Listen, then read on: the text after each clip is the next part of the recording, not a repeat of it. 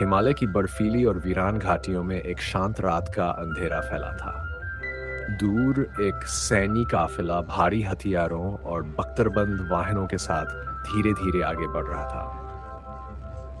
ये सेना का एक अति गोपनीय मिशन था जिसमें भारत के सबसे शक्तिशाली हथियारों में से एक को स्थानांतरित किया जा रहा था। लेकिन उसी समय एक रहस्यमय नकाबपोश हमलावर अपने प्रशिक्षित सैनिकों के साथ अचानक हमला करता है।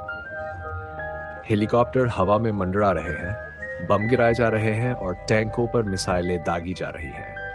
हर तरफ चीख पुकार मच जाती है। कुछ ही पलों में वो रहस्यमयी व्यक्ति उस पूरे सैन्य दल को नेस्तनाबूद कर देता है और उस अत्याधुनिक हथियार को चुराकर गायब हो जाता है। कट टू शंघाई, चीन। यहाँ भारत की सेना की एक अधिकारी कैप्टन मिश्रा मनुषी छिल्लर में एक खुफिया मिशन पर है। उसे एक ऐसे शख्स के बारे में पता चला है जो भारत के दुश्मनों से संपर्क में है। जब मिशा उस शख्स का पीछा करती है तो एक बार फिर वही नकाबपोश हमलावर सामने आता है। वह तेज, शक्तिशाली और असामान्य रूप से तकनीकी रूप से सक्षम है। मिशा उसे गोली मारती है लेकिन चौंक जाती है जब उसकी चोटें तुरंत ठीक हो जाती हैं और वो फिर से खड़ा हो जाता है। वहां से भाग निकलता है, लेकिन मिशा इस घटना की जानकारी अपने वरिष्ठ अधिकारी कर्नल आजाद रोनित रॉय को देती है। कर्नल आजाद को समझ आता है कि मामला बहुत गंभीर है और इस खतरनाक हमले से निपटने के लिए उसे कुछ असाधारण करने की जरूरत है।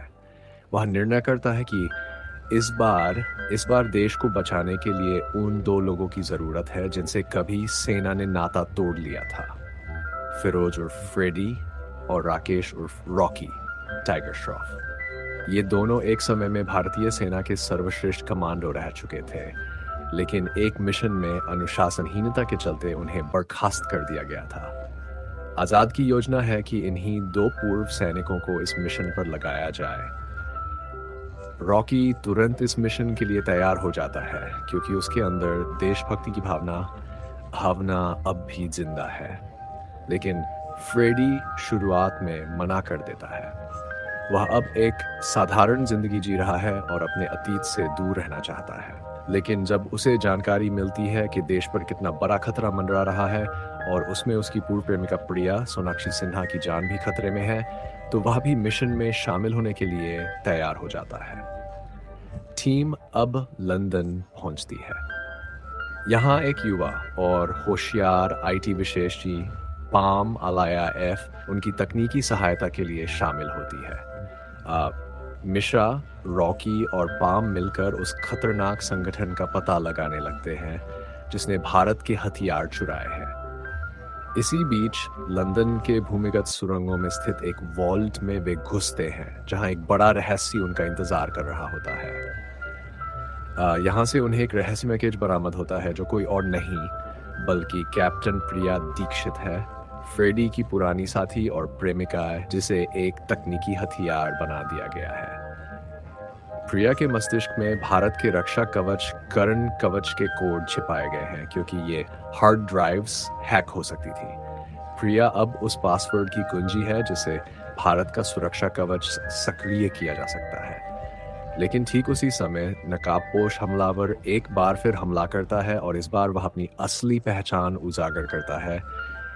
उसका नाम है कबीर। वह कोई आम दुश्मन नहीं बल्कि फ्रेडी और रॉकी का पुराना दोस्त है जो पहले भारतीय सेना में वैज्ञानिक था। कबीर ने क्लोनिंग टेक्नोलॉजी पर काम किया था और फ्रेडी और रॉकी के डीएनए पर आधारित अति उन्नत क्लोन बनाए थे।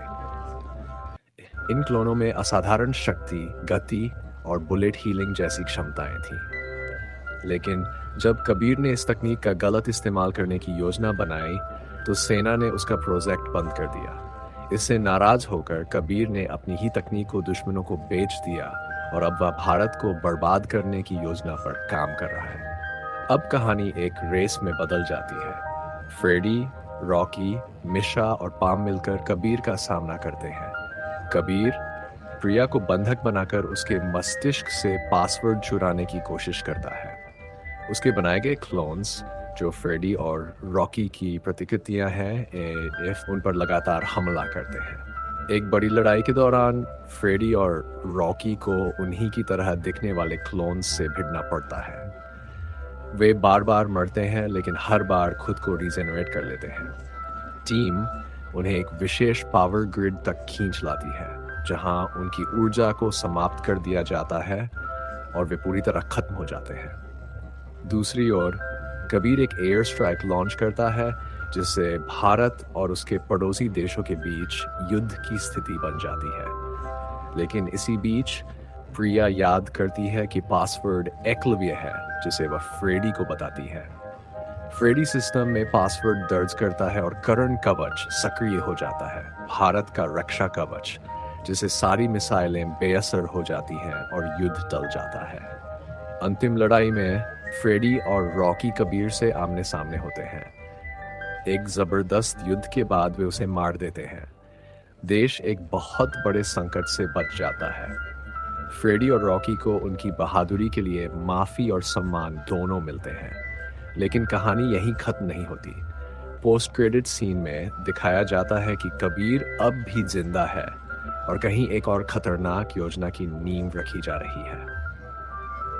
अगर आपको यह कहानी पसंद आई हो तो कृपया वीडियो को लाइक करें, चैनल को सब्सक्राइब करें और अपने विचार कमेंट में जरूर बताएं। धन्यवाद।